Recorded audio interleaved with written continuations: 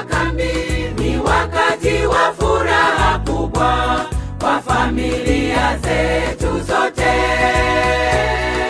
kwani wapendwa, tunakuja mbele zake Bwana wetu kwa mioyo ya shukrani. Hivyo tufurahie makambi jamani, wiki nzima ya kukaa miguuni pa Bwana, tukijifunza, tukiimba nyimbo, tukisoma neno. Bwana tupe nguvu, tukae miguuni pako wiki nzima, tubariki.